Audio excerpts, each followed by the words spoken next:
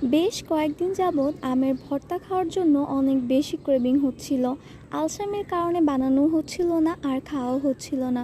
So this is me Sadia প্রমা and welcome to my another video.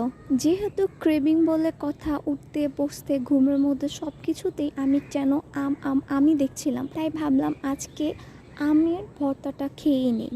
So যে কথা সেই কাজ, চলে আসলাম আমের ভর্তা বানানোর জন্য। সুন্দর করে দুইটা হাত ধুয়ে নিবা, তারপরে সুন্দর করে আমের চোকলাগুলো ছুলবা।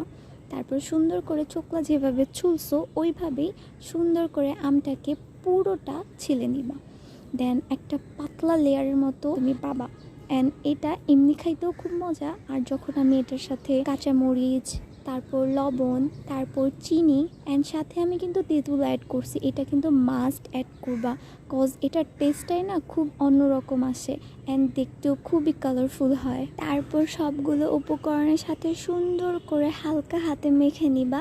এত সুন্দরভাবে মাখবা যেন দেখেই লোভ লাগে। আচ্ছা, তোমাদের কি আমার এই আচারটা দেখে লোভ লাগছে? যদি লোভ লেগে থাকে অবশ্যই কমেন্টে জানাবা। তারপর মাখামাখি শেষ হয়ে গেলে জাস্ট ডেকোরেশনের জন্য সুন্দর একটা বাটিতে ঢেলে নিবা। তারপর একটু টেস্ট করে দেখবা লবণ, মরিচ, কাঁচামরিচ সব কিছু ঠিক আছে কি না। তারপর যেহেতু বাইরের ওয়েদারটা এত জোস ছিল, তাই ভাবলাম ওয়েদারের সাথে কেন না এই আমের ভর্তাটা উপভোগ করা যায়। তো তোমাদের কাছে আমার এই আমের ভর্তাটা কেমন লেগেছে? টক ঝাল মিষ্টি টাইপের ভর্তা। আমি জানি সবাই অনেক ঝাল ঝাল পছন্দ করো, বাট আমার এত ঝাল পছন্দ না, তাই আমি একটু মিষ্টির মধ্যে থাকতে পছন্দ করি। সো আজকে এই পর্যন্ত।